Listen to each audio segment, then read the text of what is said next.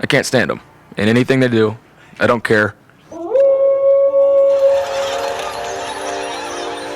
News team, assemble!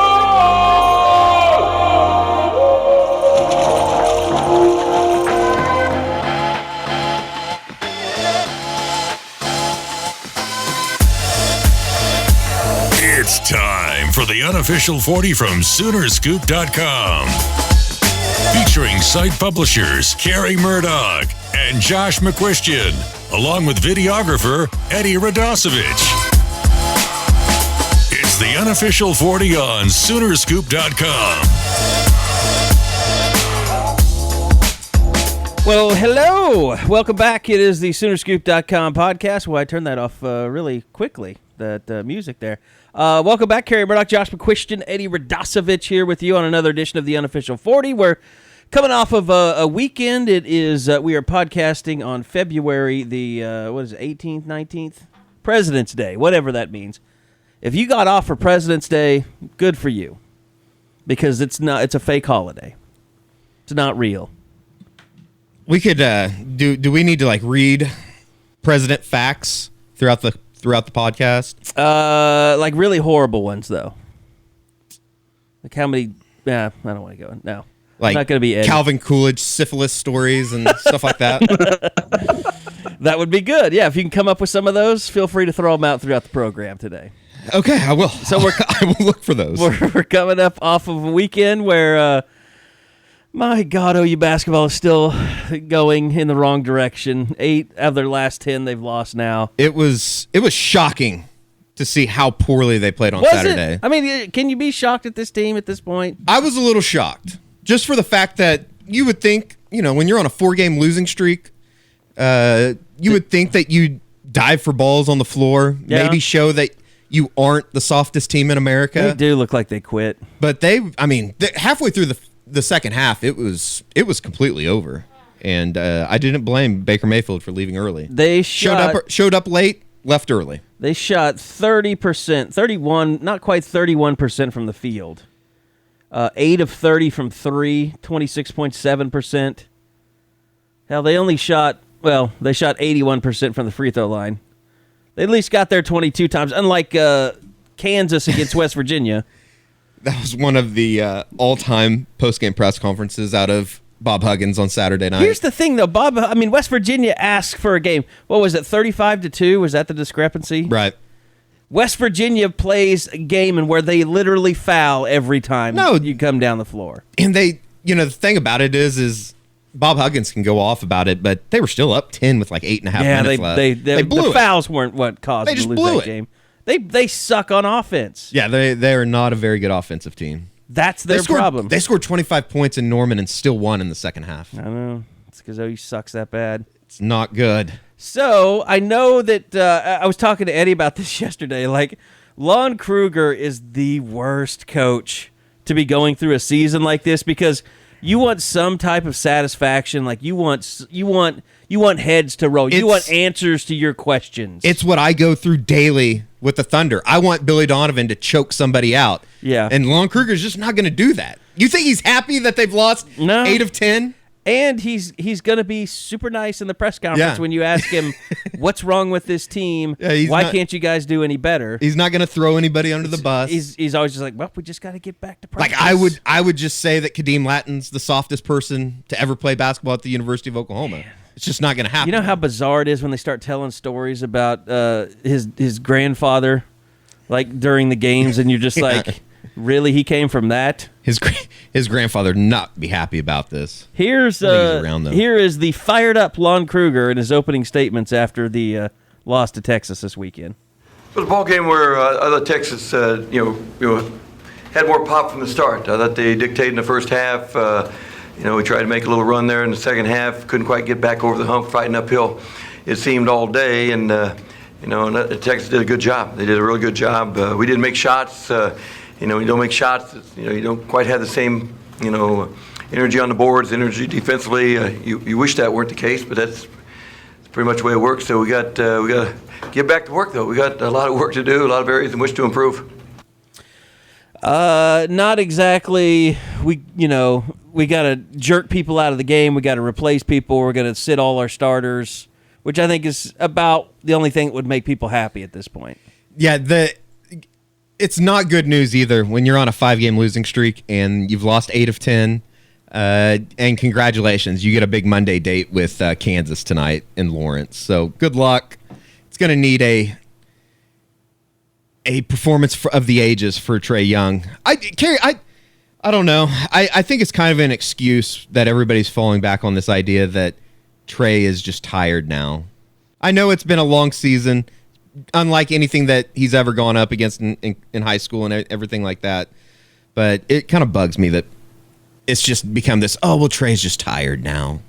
Let's play Lon Kruger's response to whether or not just Trae Young, but Brady Manick might have hit the wall, the freshman wall. That's hard to measure, of course. When you just look at results, it's easy to kind of come to that conclusion. But they both seem fresh, energized. Trae, of course, got a lot on his plate, and we expect a lot of him and load him up pretty good.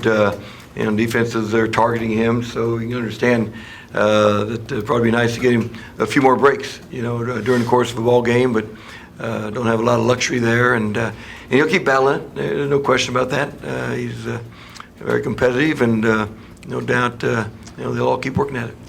To be fair, he plays him a lot. He plays a ton. You play a lot of minutes. He plays a ton. And you're thin of frame. I mean, what would you guess that, Josh, let's bring you in on this, the expert of seeing someone without seeing them. Would you guess, carnival guy, weight guesser guy, what would you guess that Trae Young actually weighs? They list him at 6'2", 180. No way. No. It wouldn't shock me if he's a hell of a lot closer to 150 than he is 180. I bet you're right. Like, if he's 162, it wouldn't shock me at all. Yeah, he's got to be hovering in the 160s somewhere. Yep. And especially, I mean, and we can say, he's not tired, he's fine. But you're just going to lose weight during the season. So I swear, I bet you looked at him in December and looked at him now. He probably looks leaner, and we just don't recognize it. Like, he's a little dude. This was always going to be an issue. And that's why all the Steph Curry stuff is kind of funny. Steph Curry's 6'3". Like, he's a bigger guy than Trae. So yeah, but he was still. When he's a freshman in college, he was like this. Oh, no. Yeah, no, I don't. I just mean like from a frame standpoint. Like, there was more substance to Steph than Trae. What's interesting to me, guys, is this possibly good news for Oklahoma? Is there any way this starts to open the conversation of Trae Young coming back? No. You don't think? I think that the horse has left the barn. Yeah, unfortunately, okay. I don't. I mean, I think that it should probably be brought up, but I think that decision's already been made. You're right, and I couldn't fault him. I mean, the guy's going to be a top 10 pick. Like, there's no blame in that. But it's just some of his deficiencies are becoming like it's harder to focus on. Like, he was so great against XYZ in January, and ignoring where he is now. Well, the thing about the frame too is this, Eddie. Like, he has not been for over a month. He has not been a 3-point shooter, and not just percentage wise, but he is forced to take the ball and drive the lane. And this has been going on for a month and a half now. So you're talking about, I put some credence into the wearing down thing because he is spending the majority of his time driving into the lane, just getting clobbered. Yeah, he is. And it doesn't seem like he's, and I hate to be that guy, but he's not getting a lot of foul calls in the lane. It seems like he's not, at least. No. But when you don't weigh very much, it's kind of hard to know when, it's kind of like, I don't know. I think it's also deflating, too, when he drives in the lane and then he makes a great pass and it gets dribbled out of bounds or somebody doesn't catch it. Miss a corner three. I mean, the setback that Christian Doolittle has had this year, and then Kadeem Lattin usually is in foul trouble. You don't get much out of him. It's been bad. I hate to be the guy that he doesn't have anybody around him, but it is very glaring when Christian James and everybody else goes, what were they on Saturday, like 6 for 27? I think that's I don't follow this team enough to make this statement, but just from afar, it's really weird that as Christian Doolittle came back, this team seemed to get worse. Yeah.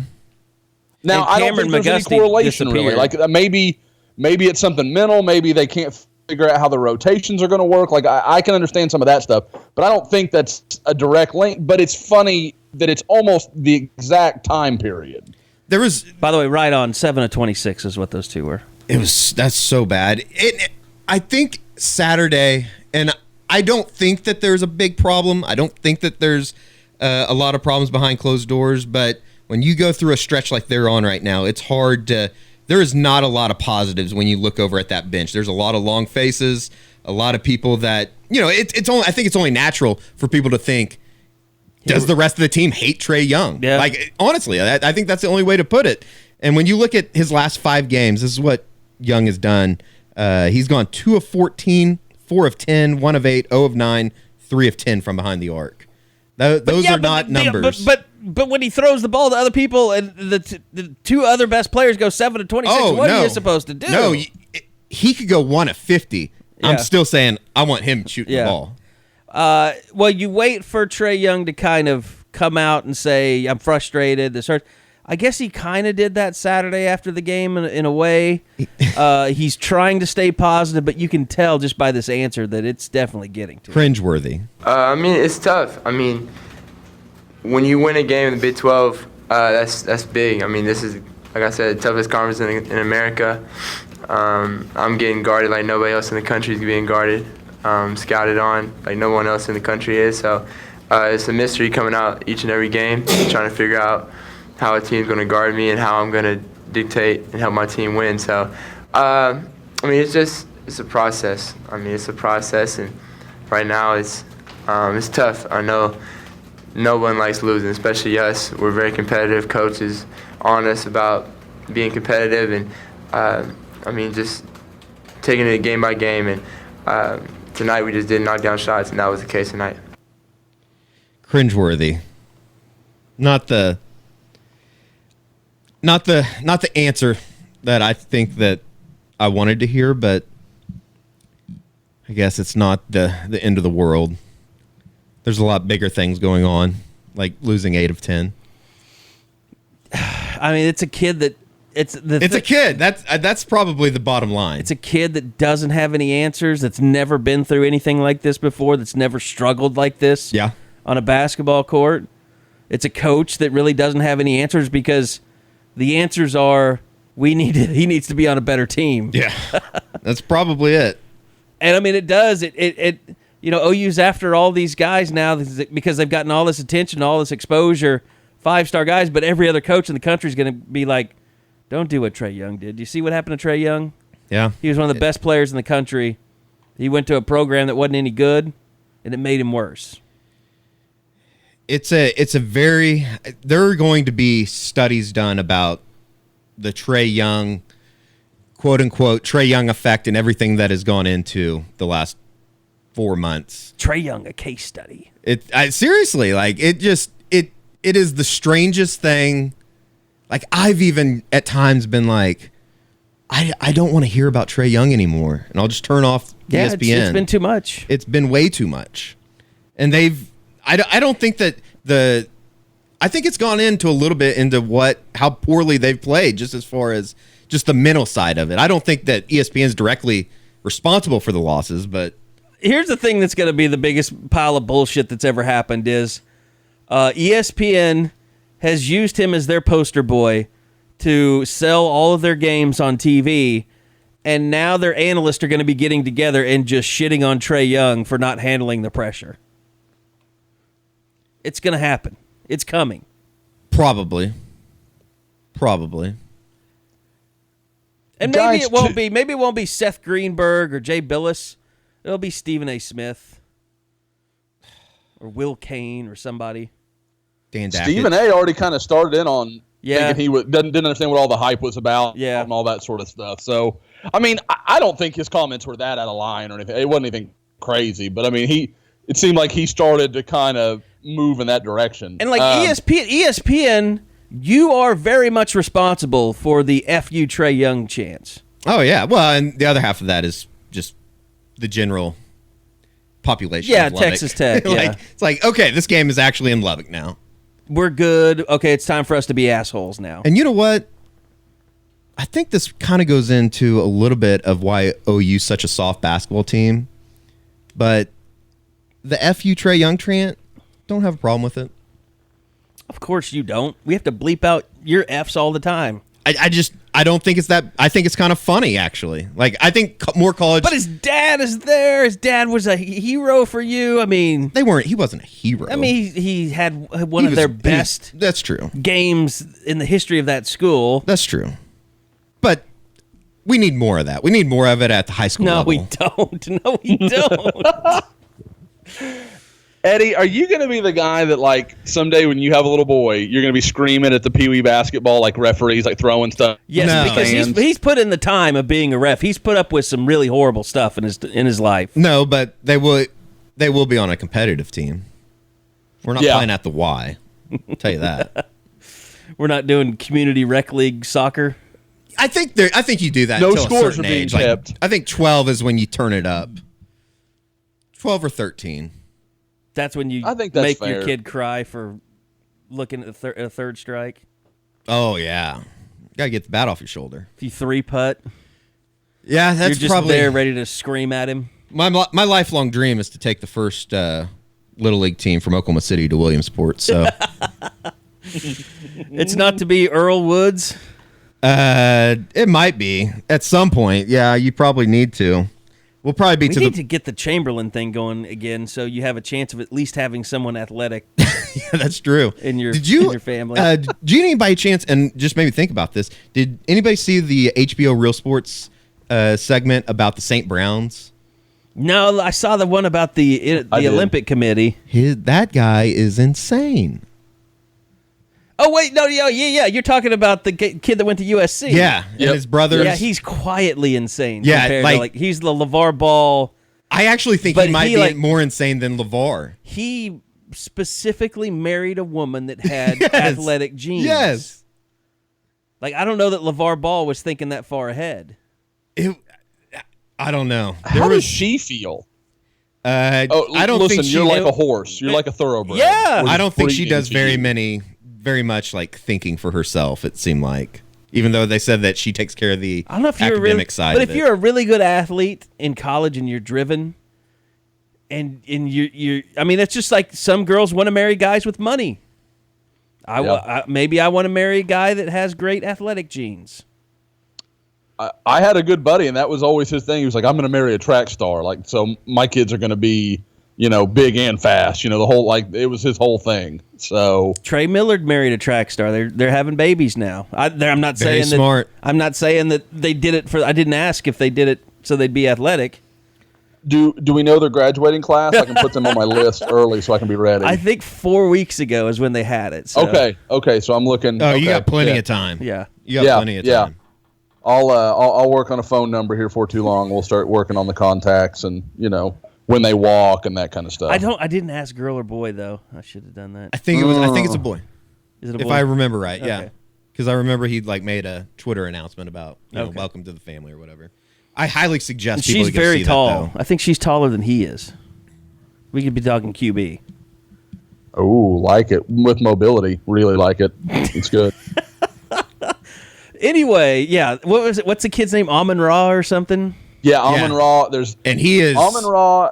Equanimous. he is unbelievable. They changed the last name from just Brown to Saint Brown. They added the Saint Brown.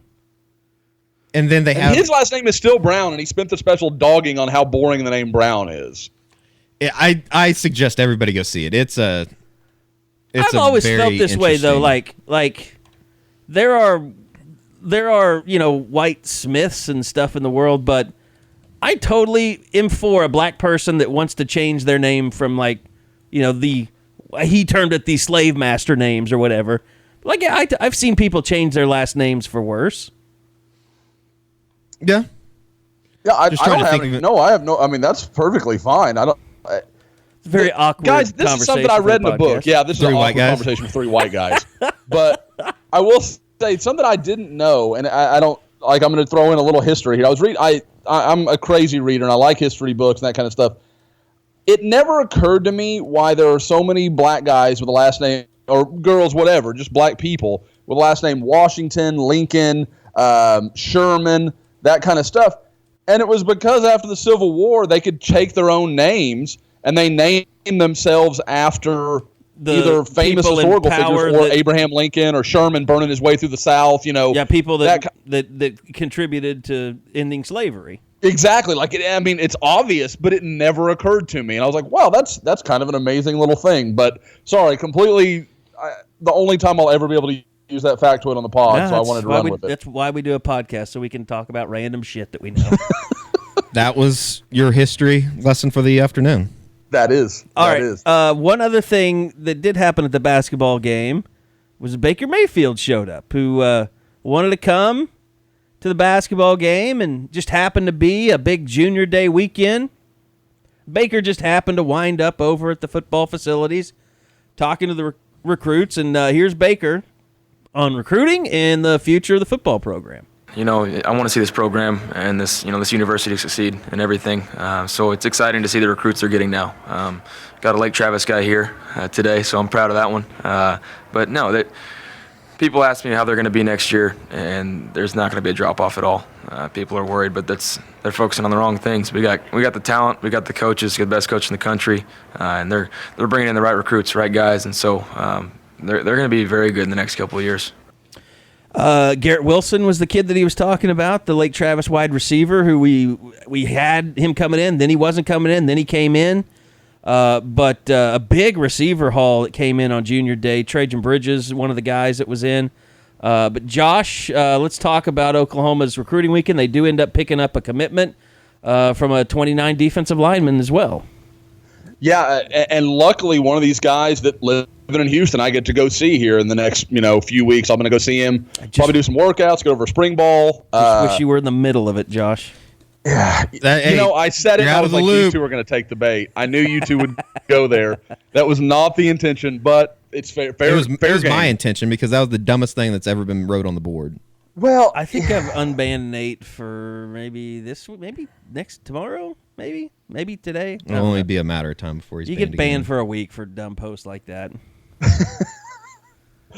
Anyway, no, the receiver group, obviously a huge part of the equation. I haven't talked to Garrett Wilson yet, but everybody I've spoken to kind of about his trip sounds like things went very well. I know just talked to Jason Sukamel from our Texas site, who told me that Garrett is probably already going to set up his official visit to Oklahoma for the spring game.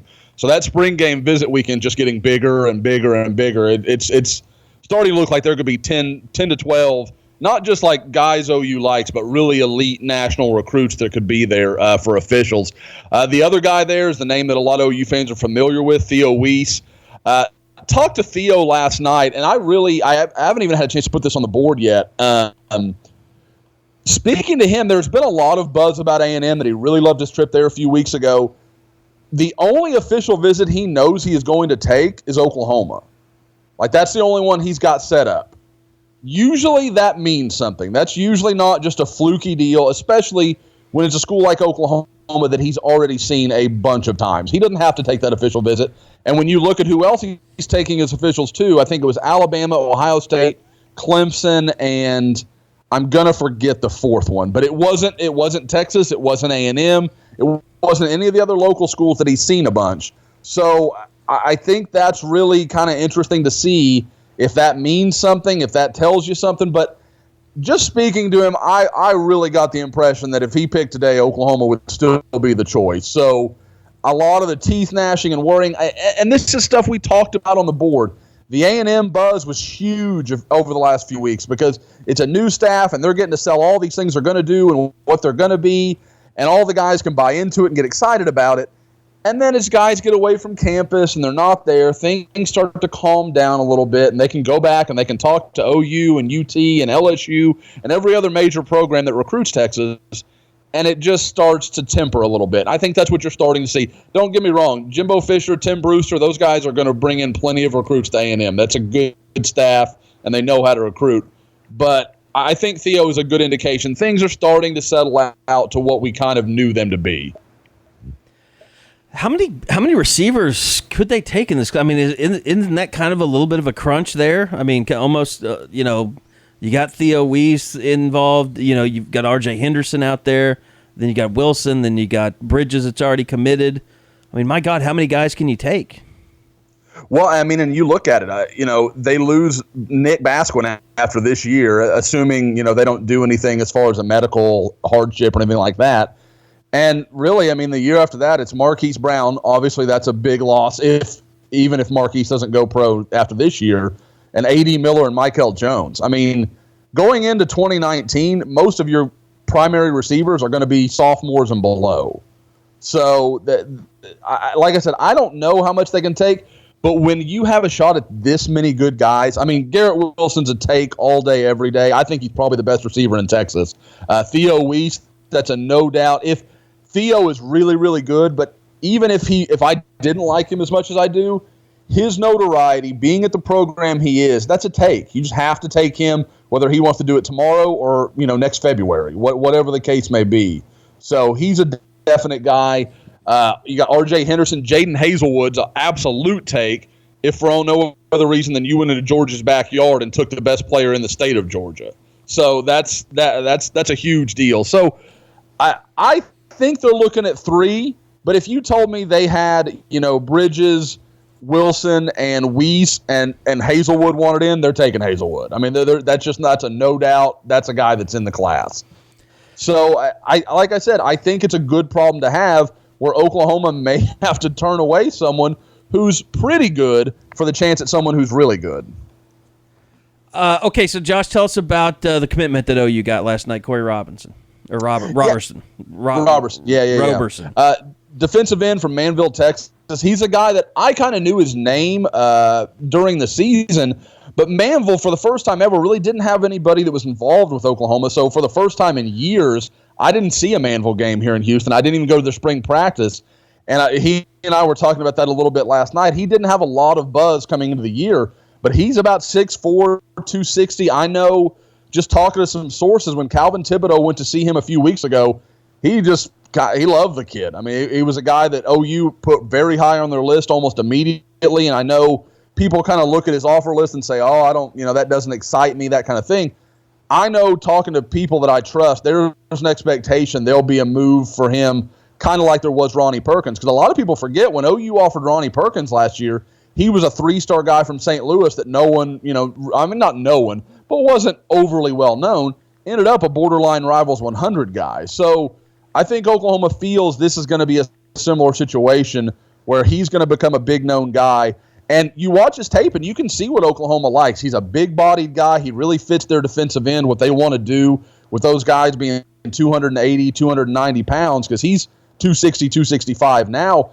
And you go back and watch that game he played against Highland Park, where he's chasing was it not John Paul Jones, John David Jones, the Jerry Jones's kid from Highland Park quarterback.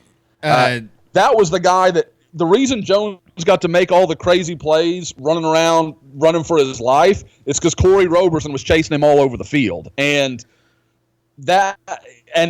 contrary to popular belief, he actually got there a few times. So, I mean, this is a big athlete that can move his feet.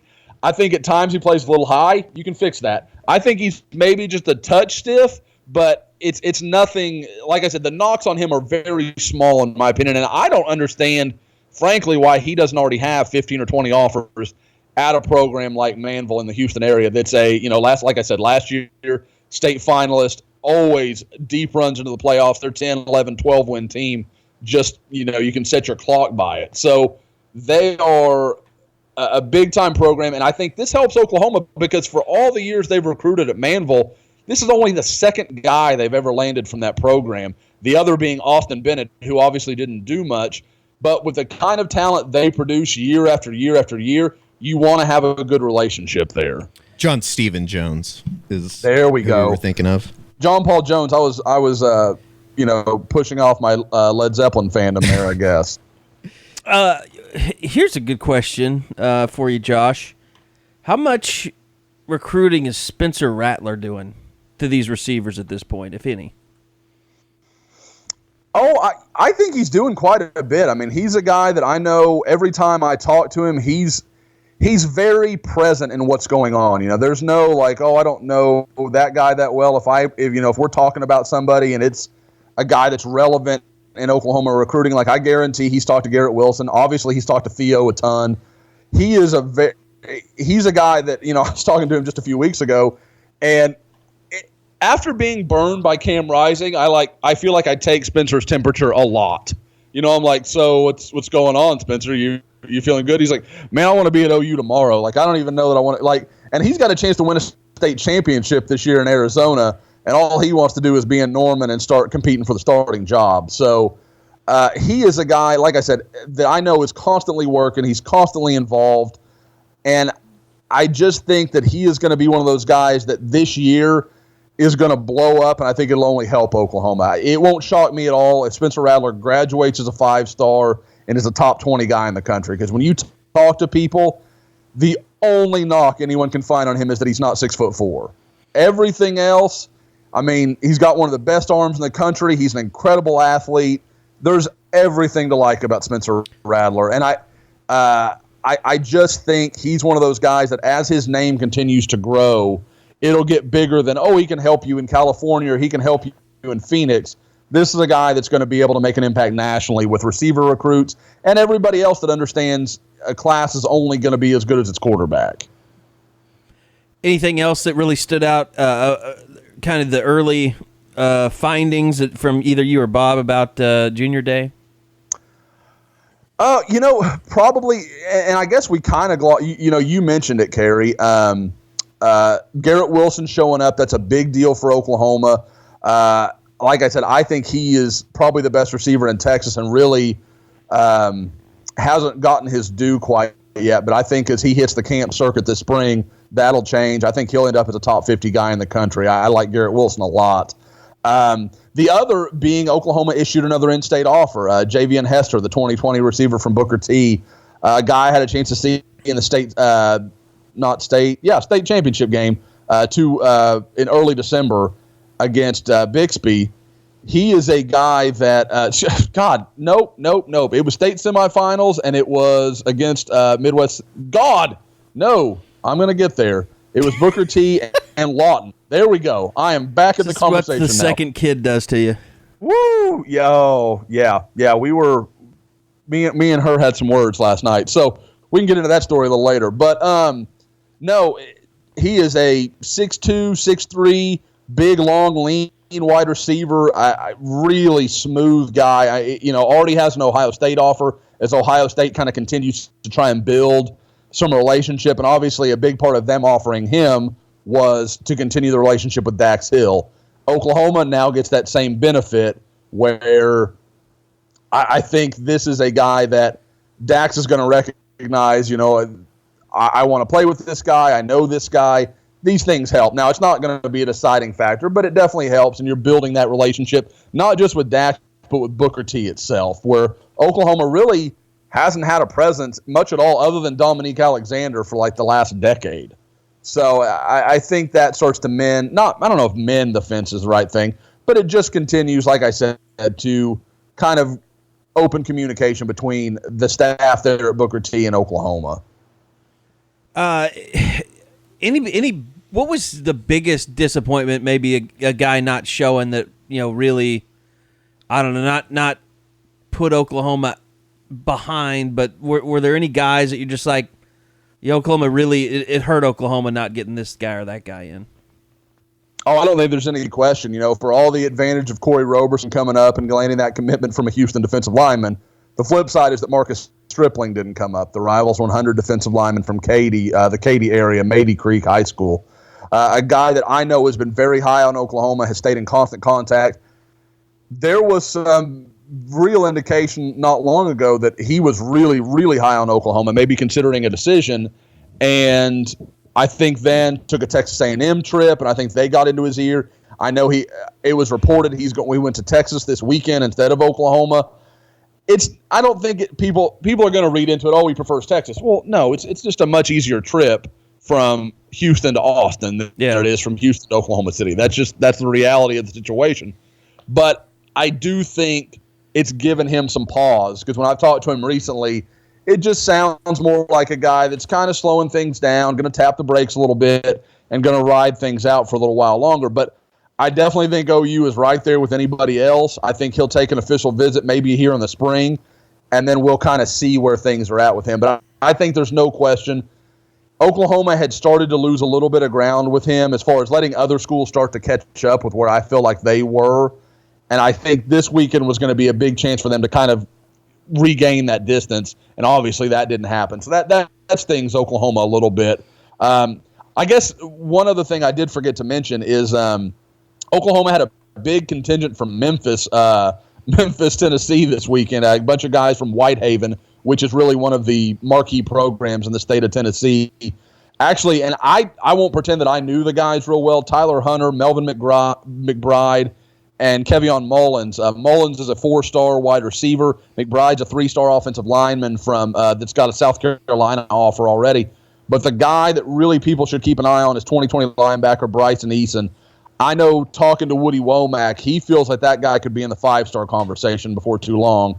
So for Oklahoma to get him on campus early, start to kind of build that relationship, that's a guy that Oklahoma is going to be all in on for a long time. Memphis is a kind of an interesting city, and just that I'm a little surprised that Oklahoma's never, and I guess they did this past year with Kendarius Robertson, but I'm a little surprised that OU's never really gone into Memphis and really tried to recruit it extremely hard. But I guess it also probably goes in the fact that there's a lot of factors that go into that. I think Ole Miss is usually goes in. Probably where a lot of the Mississippi junior college system kind of preys on to, though. Yeah, I could see that. You're going to run into Memphis. You're going to run into a lot of academic problems. I mean, there's going to be some of that going on. Obviously, Ole Miss has a really strong tie into Memphis. They recruit there a lot, and they have a lot of success. But, Eddie, you're not wrong, because to me, and I guess Kendarius Taylor. I don't know why I said Robertson. Yeah. To continue my history theme of this podcast, I'm a huge Mafia guy, and the way you would term that, the Mafia, it's an open city. There's nobody that runs it. There's no clear leader. It's kind of like St. Louis. Yeah. For every reason that Missouri should own St. Louis, they don't. And so it's a reason why Ohio State can go in there, why Oklahoma went in there and landed 2 big-time defensive linemen.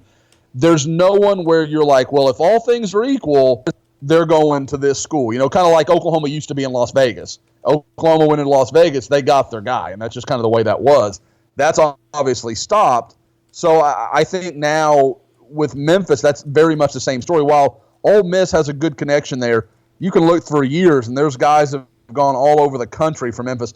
Hell, a few years ago, there was a big-time offensive lineman out of there, whose name is going to escape me, that Oklahoma really tried to get in on, and I think they even brought him in for an official that ended up signing with UCLA. I mean, from Memphis to UCLA, that's more than a slight culture change. But yeah, so like I said, I like it. I think it's smart, and especially if you're talking about Whitehaven, that it's one of those schools that's going to have Division I guys every single year. Somebody that was part of the, I don't know, I guess he really wasn't part of the junior day, Josh, but you were able to catch up with Rice grad transfer Calvin Anderson Sunday evening upon his return to Houston. So where does Oklahoma, I mean, where do they stack up? He's down to 4. Michigan, Texas, Auburn, and Oklahoma, and it certainly seems like Oklahoma made an impression this weekend. It really did, and I was I thought Oklahoma was already going to be behind the 8 ball a little bit, because you always like being the last visit, but when it's a guy from Austin that's made it clear that Texas is right there at the front for him, I just wondered if there was going to be a fit. And talking to him, and I should preface all of this, I told you guys already, Calvin and I had meant to hook up at the airport and do an interview when he landed. That didn't work out for a variety of reasons, so we ended up meeting at a restaurant in Houston near his house, and we sat for about an hour and had a chance to talk and kind of catch up, and then we did the interview. And so there's a lot that he and I discussed that didn't end up on camera, obviously, but just talking to him, he is anybody can see it in the interview. He's an incredibly smart kid. He knows what he's looking for. He knows what his plan is. And I kind of talked to him like, well, what's the situation going to be? How does it have to work as a grad transfer? What kind of load are you going to take as far as classes and that kind of thing? And he was like, well, I got to figure that out. But it was very much like Jeff Badette last year, who was basically like, I'm going to take, basket weaving or something. Like Calvin's answer was very much, my focus for the next 7 to 9 months is about football. Like that's what this decision is going to come down to, what's best for my football career, what I can do from there, because I'm going to have the degree from Rice. I can go into the professional world if I want to, but this is going to be about football for me. And when you mix that with the way he talked about Bill Bedenbaugh and how he just sat, when he and I were talking before the interview and he broke down getting to sit down and watch tape with Bill and how that kind of just blew his mind, because he goes, he's not talking about, okay, step here, this is what we're going to do here, this is our scheme here, this is how we want to attack. He was talking about, okay, this is how we're going to read the defensive lineman, this is how we know what they want to do to us. And he goes, that's next level stuff. That's the stuff that prepares you for the NFL. Well, when you just got done saying your primary thought is what's going to prepare me for the NFL, it makes a lot of sense. Now, I think it's going to come down to Oklahoma and Texas. I don't think either choice should be surprising to anyone, but I think Oklahoma absolutely has a chance here. And the way he shot down the talk of, in-state or being close to home mattering to him, that has nothing to do with this guy's decision. And this is a guy that absolutely will pick with his head over his heart. And so I think even if Texas has a special place for him, if he doesn't feel that's best for his career, that's not where he's going to go. Yeah, I mean, just academics really aren't, like, for anybody that's worried about, Texas is better at this. It's about football. It's 100% about football. And, I mean, it's a guy that's got, stuff on tape. And I talked to some people around close to him that said his main focus is putting things on tape against better competition, because he was I think he was given a 4th-round draft grade. I don't know if you guys talked about that. But he said he was given a 4th-round draft grade, and he wants to try and build that up by basically just putting more on tape against better competition. Guys, let me go ahead and tell you how good Carey's sources are on this. Calvin literally said that to me word for word yesterday. Really? Off the camera. He goes, yeah, I had a grade that was 4th to 4th, mid-4th round, that kind of thing. And they said the knock was, I needed competition against better players on tape. That was the knock they all had on me. They said, you show great stuff, great potential. We can't see you against real competition. See? And so, still got sources. Bravo, Carey. Bravo, Carey sources. Really well done. That, like I said, directly from Calvin's mouth yesterday off camera. It's interesting. Bill Bedenbaugh, if he can wrap this one up, I mean, you might be getting close to recruiter of the year type stuff. I know that I think Rivals already put theirs out, but yeah.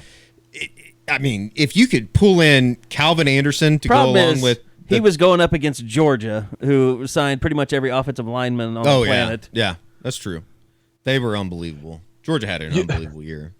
I told him yesterday when Calvin and I were talking, like, you're basically a unicorn. A starting left tackle with an NFL draft grade just gets to plug into your offensive lineman. That doesn't happen. Yeah. That never happens. That's like a quarterback. That'd be like all of a sudden Baker Mayfield's on the market as a grad transfer, like his senior year. That's never gonna happen. That's insane. And he just kind of chuckled, but it's like, and I thought it was interesting. I mean, Oklahoma has been very upfront with him. You come in, you're gonna, now, and they're gonna make him compete, but the expectation is gonna be for him to come in, start at left tackle, and Bobby will stay at the right. But I also thought it was interesting that they told him if he doesn't come, Bobby's going to move to the left. I mean, that's clearly becoming what Oklahoma's thinking right now. All right, so when do we expect a decision there? He was really vague about that. Everything else, Calvin seemed like he really knew. He kept telling me he wants to come home and decompress from the visit and kind of see how he feels after a little time has passed. I will say, talking to him, this is Calvin's decision. I mean, like, he's got a girlfriend that's a big part of his relationship. I don't think she's going to have any say. I definitely don't think his dad is. I mean, like, obviously he'll ask for some input, but at the end of the day, it's whatever Calvin thinks is best is what he's going to do. So I don't think you have to worry about anybody. This is not an uncle situation where somebody's going to get involved that shouldn't be or that kind of thing. This is just going to come down to whatever he feels like is best.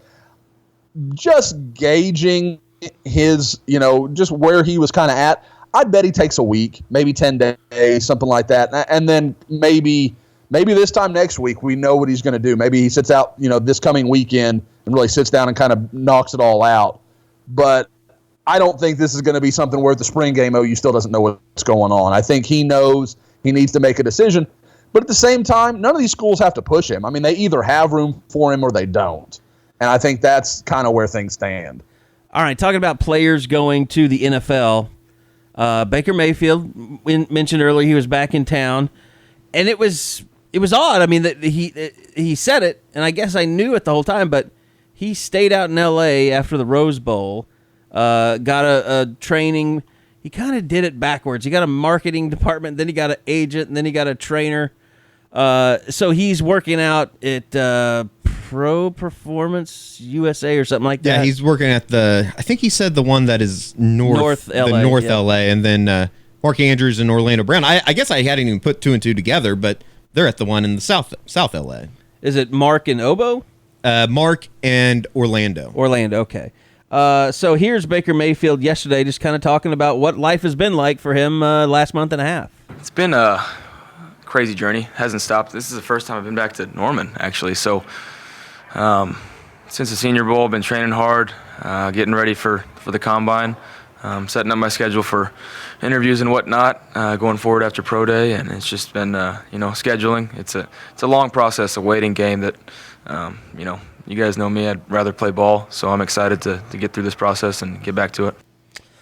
So, Eddie, tell me if I'm wrong here. I kind of got a sense like Baker is trying to be extra, like there's not a lot of banter with him. Like he is making sure that he minds his P's and Q's and I think a little bit. Have any missteps in the media or anything like that? Yeah, I say that though, and he completely just talked shit on Texas for 30 seconds after Brian Davis. Did he do this? And as being the only person from the Austin media here, why do you give Texas the business?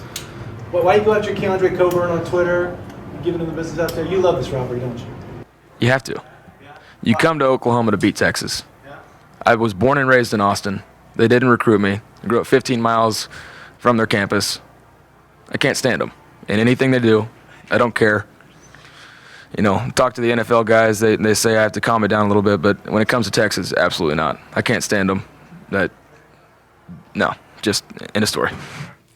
And see, to me, that's the battle that he's fighting with these NFL people that have never met him before, haven't sat down with him, is they think cocky, arrogant, shithead. Yeah. That's going to be a problem, thinks he knows everything, all of that stuff.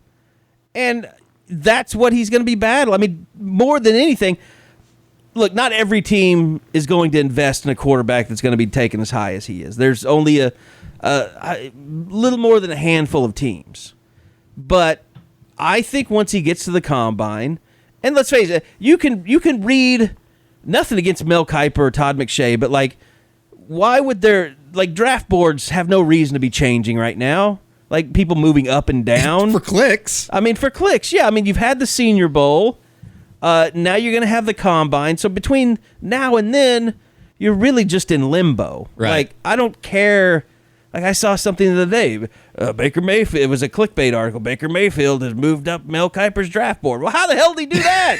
Because Mel woke up and was like, I need more clicks today. So God, he's an idiot. I like Todd McShay, though. I think I like Todd McShay. He does a good job. I like Tom Luganbill. You're saying that to hurt me, aren't you? But I hate Todd McShay. I didn't. I guess I did know that, but I just forgot. And yes, I said it to hurt you. That hurts. Well, it works, Gary. Who do you like? I love Mike Mayock's my guy. Yeah, I really like the NFL Network group. I like Daniel Jeremiah a lot. Billy Brooks. I like Mike Mayock. And then I like some guys that don't really have that venue. Like there's some guys that are, that run their own sites and stuff like that. There's a guy, actually a young guy that I think still a Texas Tech student. His name's Jonah Tulse on Twitter. That dude, he'll watch. And really, when I start with guys like that, it's them breaking down OU guys, and I'll go and read, and I kind of get my feeling from what they have to say about an OU guy. I think he's incredibly sharp. He's a guy that'll go far in all this. Who's the smart football guy? Chris Brown or something like that? Oh, yeah. I know you're talking Chris about. Brown's really good. Yeah. I like the stuff Cole Kubelik does too. I do too. He kind of loves Drew Samia more than I do, but other than that, we're on pretty good terms. So I mean, Baker's basically just he looks good. I mean, he looks like he's actually dropped maybe a little weight. But I mean, yeah, I thought it was strange, or not strange, but interesting, Eddie, that one of the things he mentioned yesterday was arm strength is what he's working on. Yeah, and I guess that is that a knock that is coming out on him after the Senior Bowl? I don't know. It must I haven't be. really. I mean, because I don't think anybody was talking about his. I mean, look, he doesn't have. I've said this before. We've talked about it. I've seen guys that throw the ball with more velocity than him. Landry Jones threw the ball with more velocity, but I think that Baker's probably at the peak of his velocity throwing a football. That's probably one of those Baker Mayfield things too. That like he read it somewhere. He read it because I mean, sorry Baker, but if you're throwing the ball next to Josh Allen, you're gonna have a velocity problem. But he has an accuracy problem compared to you. Yeah, I'd rather have the velocity problem than the accuracy problem. I mean, Peyton Manning didn't have great velocity. No, I don't know. I think that's probably just one of those things that, as a perfectionist, he just wants to go in and prove everybody wrong. You know what? His arm strength reminds me a lot of watching Tom Brady, because Tom Brady can throw the football really well, but if you're looking for Tom Brady to throw a football through a door, it's not really his thing. As far as like accuracy? No. Just velocity-wise. Just like, holy shit, that guy really throws a football hard. Yeah. No, I mean, don't get me wrong. Brady's not. Well, no, I'll go. God, it's really funny to say this sentence. Tom Brady's not Ryan Mallett, but But no, I mean, but I would say for most of his career, he's been at least upper half of the league. As far as, but I'm saying that's good. I mean, he's got good velocity. Like, yeah, it's good, not great. But yeah, it's not like Roethlisberger. What's so funny is you'll talk to people and really smart football people will tell you there's nothing more overrated in a quarterback evaluation than arm strength. Yeah. And then this time of year, people start talking about arm strength, and it feels like such a smokescreen to me. It feels like something Denver's putting out there so nobody above them falls in love with Baker Mayfield, or the Jets are putting out there so they, there's so much gamesmanship going on right now that has nothing to do with how a team really feels about a player. And I mean, I just feel like I'm taking crazy pills sometimes, but I've seen a lot of quarterbacks. I've never watched Baker Mayfield throw around the football and think to myself, he really doesn't throw the ball very hard. Like, he has more than adequate arm strength. Oh, there's some throws that he made just in the Senior Bowl practice that I remember watching, during the NFL Network's coverage, was a couple balls over the middle that is like, that's an NFL throw. I remember Mike Mayock saying it. He had a couple of throws in what game was it? It was the night game. Was it TCU? Yeah. Might have been the TCU home game. Is that when he hit Calcaterra down the middle? Yeah. For the touchdown? Yeah. That's probably the best throw Baker's ever made.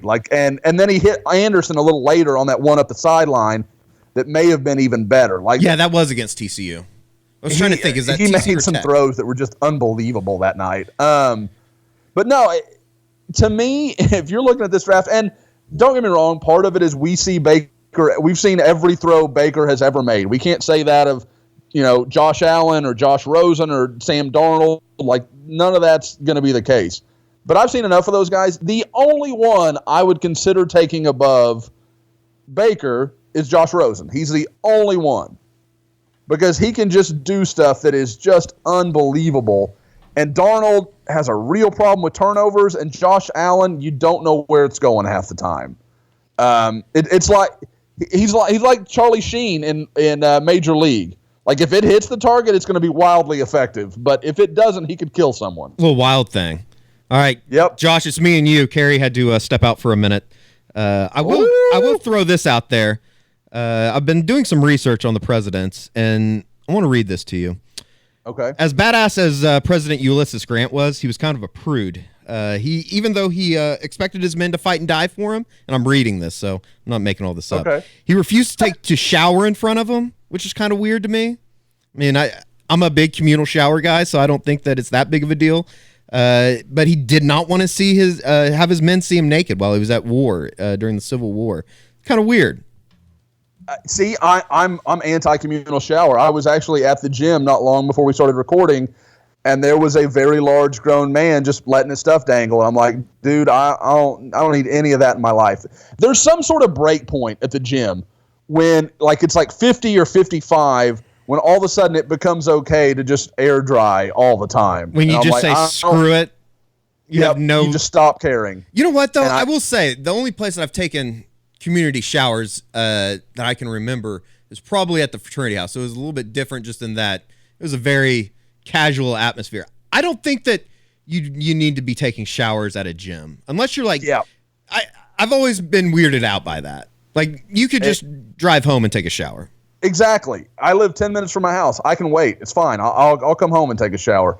But to continue, Eddie, because I'm with you on our President's Day facts, and to continue with the president nudity, John Quincy Adams, our 6th president for our history buffs out there, regularly skinny dipped in the Potomac.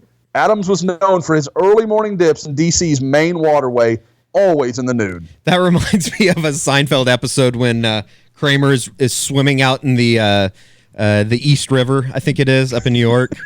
Pretty funny. Josh, you just put this up. I guess we'll get back to recruiting. You just put this up in the Monday notes, talking with Jalan Robinson. That was kind of a visit that kind of took a back seat to all the, with the commitment news of Kori Roberson. Obviously, the grad transfer. Calvin Anderson kind of took the lead in the offensive lineman department. But what can you say about Jalan Robinson, the guy, the player out of Lawrence, Kansas, kind of a weird situation just in the fact that nobody knew about him, I guess maybe a month ago, and now he is still uncommitted and kind of an interesting angle going into a late edition possibility for Oklahoma in their 2018 class. Seriously, Eddie, how often is the guy that could be the last addition to a pretty much completed recruiting class the third biggest story of the weekend in recruiting? Like, that does not happen ever.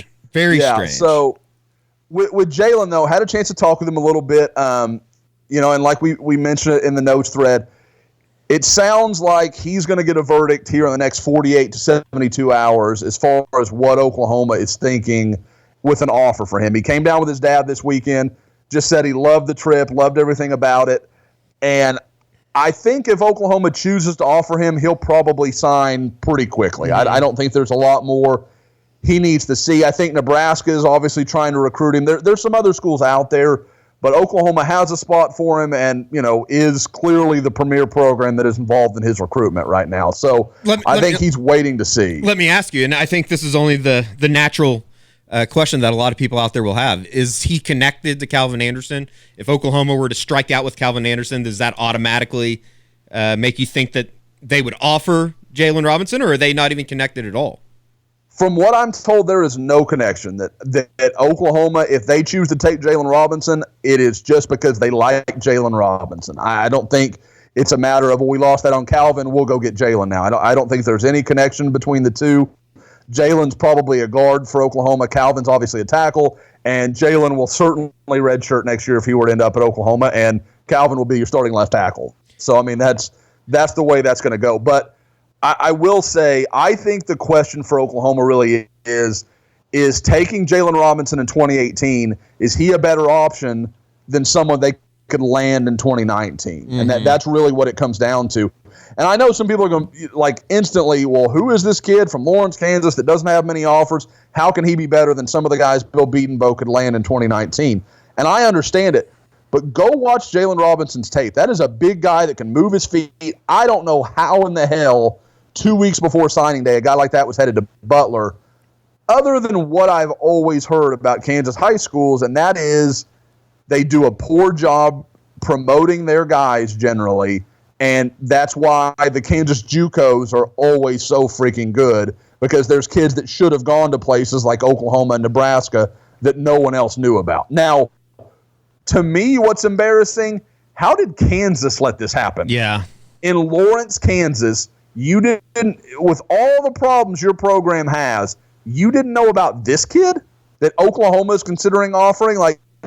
That's a monumental screw up. That'd be like, I don't know, if Ohio State, USC, and Alabama offered a quarterback from Norman High. Like that's just unthinkably stupid. It's really strange, and I think this could kind of be a nice little segue into something that I want to bring up with you, Josh, is the fact that, and I saw you talking a little bit about it over the weekend, and it kind of goes into Kansas high school football players and not getting promoted. Oklahoma has seen a rise, and I think maybe, I don't want to say like the national perspective about Oklahoma athletes, but for instance, the 2020 class in Oklahoma is starting to get a lot of recognition. Obviously, Javian Hester from Booker T picked up an Oklahoma offer from over the weekend. Andrew Rame's already committed. Have you just kind of take us on that exploration, just as far as it seems like a lot more people are paying attention to the talent in state, and how much does that have to do with maybe just people opening their eyes a little bit more, or coaches going out and doing a lot more, I don't want to say politicking, but going out and doing a lot more advocating for their guys and maybe doing things that they hadn't been in recent years? Or is it just a matter of fact that there's a lot more talent in the state than there used to be? I think it's, and God, I'm such a bad hedger on questions like this. I think there is some truth in both sentiments. I think Oklahoma high school coaches are doing a better job than ever before in making sure guys get seen, guys get their name out there, and obviously it's also easier now with Huddle. Absolutely. They don't have to, a school doesn't have to go to Oklahoma City Southeast to see Gerald McCoy. They can just check his Huddle tape and be like, holy crap, that guy's really good, we're going to offer him. So it's made it easier to some degree, but to kind of put it in perspective, and I'm not sure everybody will be able to process these numbers, in 2006, which to me is still the gold standard for Oklahoma high school classes, the group that had McCoy, Gresham, Sam Bradford, Dominique Franks, you go down the list, a ton of really, really good football players in the state of Oklahoma that particular year. And you have 60 guys who picked up Division I offers that year. Now, not all of them signed. I would guess you're going to think it's going to end up being more like 50 that actually signed. Well, this year in 2019, which I think is a down year in the state of Oklahoma, there are already 22 that have offers.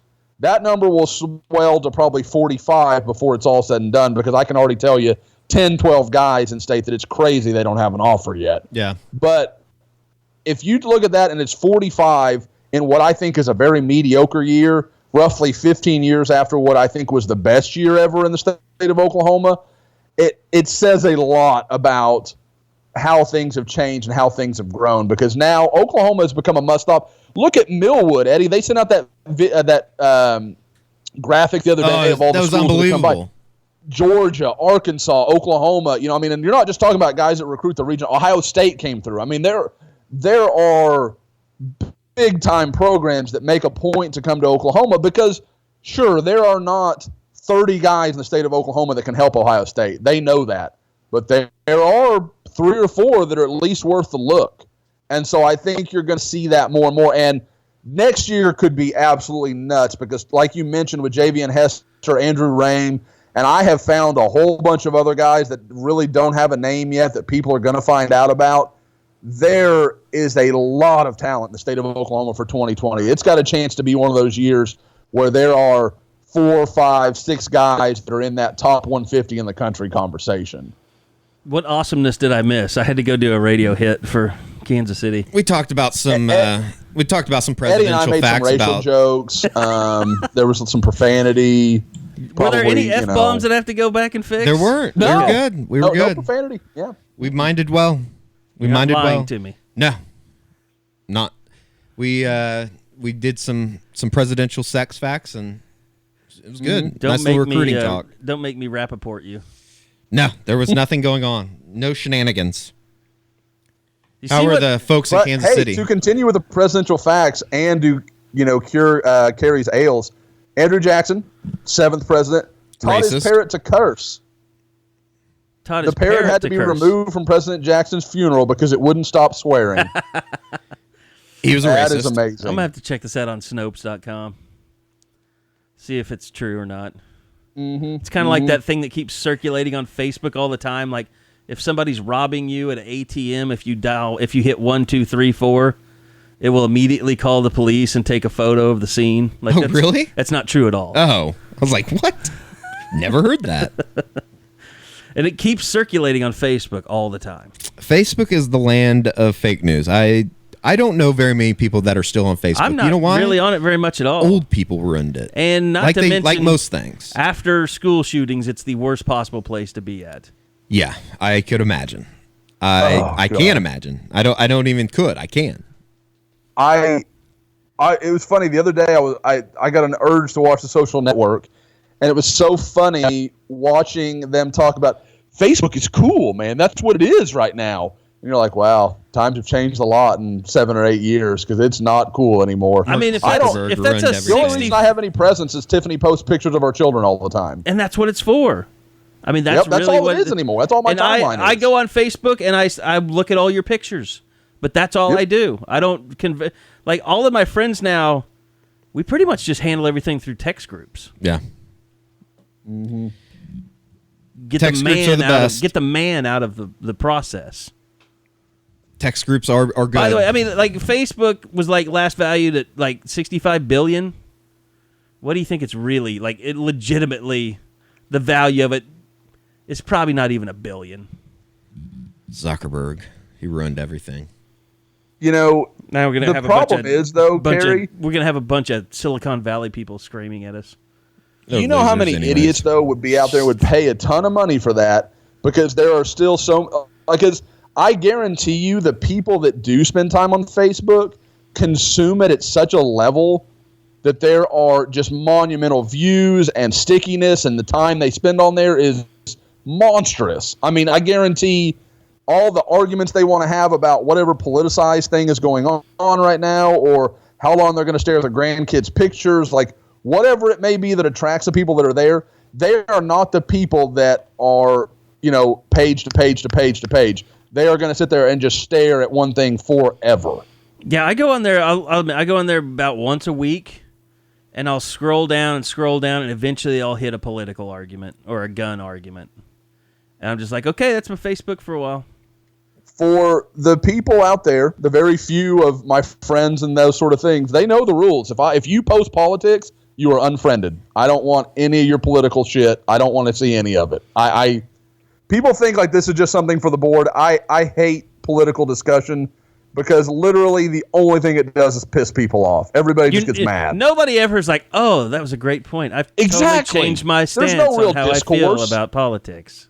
You either agree with me or you're an asshole. Like that, there's no in between. By the way, it's nice of us to dump on a product that we spend so much time. Sooner Scoop, join the Sooner Scoop Facebook group. Yeah, we would. It's Facebook.com/Sooner Scoop. Just go join. It really is. It's Facebook. Our page is cool. You get some Zuckerberg videos. hasn't ruined us. Yeah. Of course, he won't let anybody see our stuff anymore. They've changed the rules now to where unless you pay, nobody can see your crap. That's some bull. I like Twitter. I feel like it's more immediate in our reach. Like, people connect with the things we do a lot faster. I'm just so ADD. Like, when I drink and watch a game and I bitch about the game, I don't want to keep bitching about it 24 hours later. Like that, no. Oh, people do, though. Yeah, it's like, I'm done. I'm way past that. I'm just here for the edit wars. All right. So we got you good guys? I'm sorry I had to bolt off. I believe so. 15 minutes we talked Jalan Robinson. Let's see, we've covered basketball. Did we miss anything good? Eddie, baseball started. They committed 16 errors in 4 games over the weekend. They don't get any airtime? They didn't go 1-3, did they? Yeah, they went 1-3. They lost. Jeez. They beat Indiana on Friday. Really good game. Top 25 opponent. Committed 8 errors on Saturday. 2 in the first game, 6 in the second game. Both games they lost in extra innings. 12 innings to South Alabama in the first game of the doubleheader. Then 10 innings to Coastal Carolina. Ayers lost them the weekend pretty much. They're much better than they played. they'll be fine. Kyler Murray didn't play this weekend. I asked about that this morning, why he didn't get in. It sounds like they just want to ease him into everything, just didn't want to throw him out there. So I still think he's going to be a big part of the team.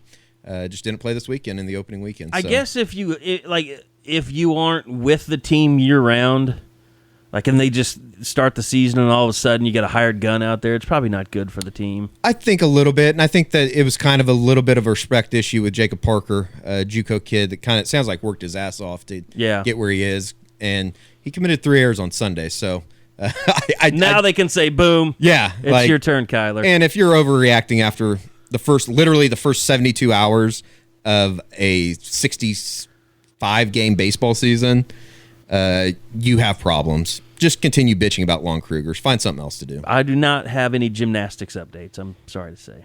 They won. They're probably good. They're number one. That. I think they won. I don't know that for a fact. It's just safe to assume. Yeah, that's all that. Well, Patty's undefeated so far. No, they got beat this weekend. Really? By Boston. Yep, Boston. Oh, I was following that for a little while. I just didn't follow up. They got beat by Boston. Again, though, Carey, completely safe to assume in almost every other situation. Yeah. So. Well, sounds like somebody was saying on the board that the flu has ravaged the team. Like half the team has the flu right now. Can we just get past this damn flu? I still haven't been sick. It's probably because I have a really strong immune system. You do. I mean, you've driven cross country with me when I was sick and not been affected. I don't get sick. You're just jinxing yourself. That's what I put on my resume. I don't need sickness. Laney, why do you have a resume? Laney has had the flu. I don't have a resume. Laney has had the flu. Had to go in already for we had to go in on Friday for something else. A little skin rash she had, and the doctor still was like, "Yeah, go ahead and get the flu shot." So she got a flu shot after already having the flu. Like, that's how bad it still is. It's like, is this ever going to go away? Good Lord. Yeah, that sucks. We were at a freak, and some of it is just asshole parents, because we were at a kiddie birthday party, not this Saturday, but the one before it, and a kid comes in with a cough, and you're like, that kid's got the friggin' flu. Like, there's no way that cough is just like, oh, he got something in his throat. Like, he sounds awful. I think, Josh, and there's 100 kids running around, and he's coughing everywhere. Are you getting ready to enter the phase of parenthood that, like, you actually have to start interacting with, like, other families?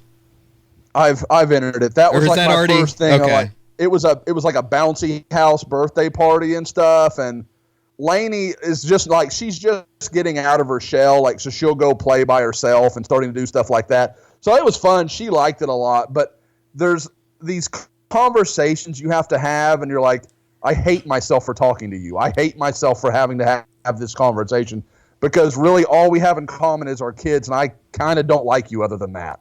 So it's isn't that the good thing about living in Houston, though? Because if you lived like in Oklahoma City, all those conversations would be, hey, what about Marcus Stripling, man? There is some fairness in that. There really is. Now, the problem is here in Houston, everybody just knows that I'm a recruiting guy. So their favorite team, I'm supposed to know what's going on with LSU's defensive line recruiting. And I'm like, I don't have a clue.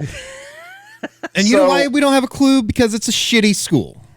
Yeah, Ed Orgeron's running you into the ground. I don't know what else to tell you. Sorry, bud. You just put your hand out and say $10. Then you go. Then you go call. And you've got me for a month. Then you go call Mike Scarborough and you get their questions answered. And Mike will see none of that $10. Hell Mike, no. You don't get shit. You think he'd give it to you? Hell no. You know he wouldn't. All right, that's going to do it for this edition of the Unofficial 40. I'm really interested to hear the 15 minutes when I wasn't here.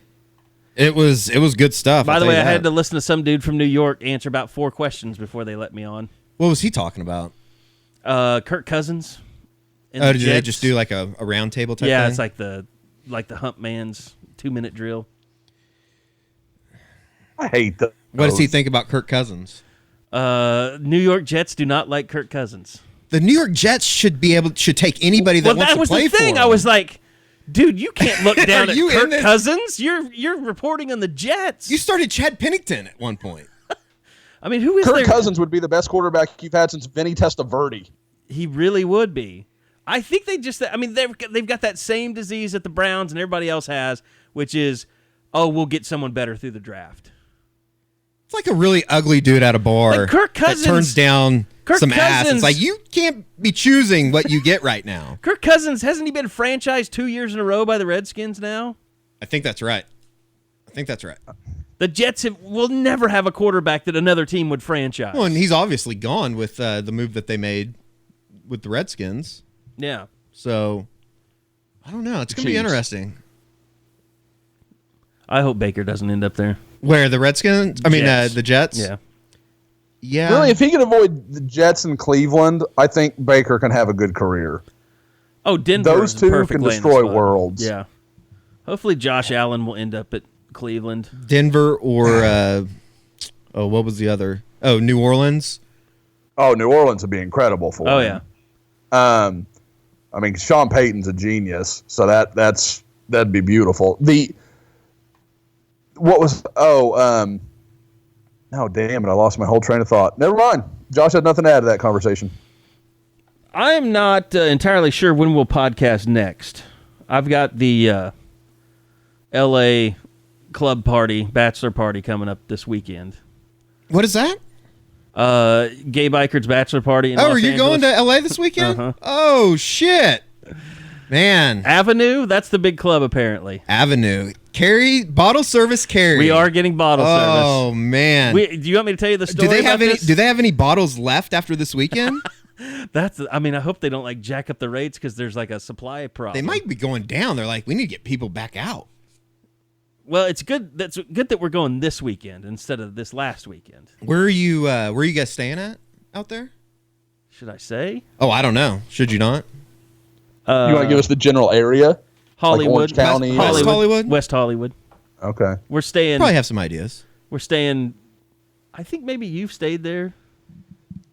It's not the Chateau Marmont, but it's around there. Yeah. It's probably another one of the big ones. Okay.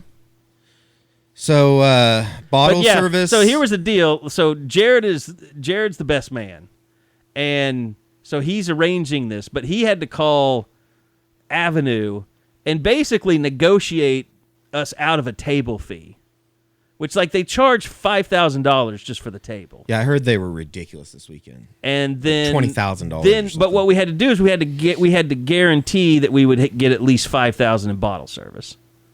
That can go, but there's quickly. 14 people. Yeah, that can go. So I agree. And we laid it all out for everybody because, like me, I'm not in the NFL. I can't live that life. Right. Like I can maybe spend I can splurge and go like $500 one night. And with that's 14 people though. You can get to 5,000 rather quickly. Well, no, what I'm saying, yeah, but I mean, $500 a bottle, 10 bottles. I mean, but 14 people aren't going to drink 10 bottles. You'd be surprised. I would assume Gabe has some large friends. We did something along the same lines in Chicago, and it got up there pretty quickly. I was told today one of my biggest fears was alleviated in that Richie Incognito has decided not to go. Oh, that could be awesome. I think he's a good guy. I could have ended up in the hospital. No, I think he's a good guy. Somebody else would have ended up in the hospital. You'd be in the group. Me. You'd be in the group. Oh, somebody else. You're on the inside, Carey. You'd be totally safe. I don't know, Richie Incognito. You don't feel like there's a lot of aim in where he's firing? Seems like he has a history of attacking his own. Oh, no. No, you're white. You're good. Yeah. You better hope he doesn't change I'm white plans. and straight. I didn't go to Stanford. You're good. You're good. So, yeah, we've been promised that there's one night of club life and then the rest will be normal. But we got to find a place to watch the Thunder game Saturday. Oh, that's right. They play. Well, you know what you should do? Just fly up to the Bay Area. I'm flying on coach. It's not like we got a private plane. You could get a private plane out there though. Get a not wheels that up. far. Not that far. Just go to the game. Eddie lives a life that none of us know about. I've never done that. But you have. You guys been on a private plane?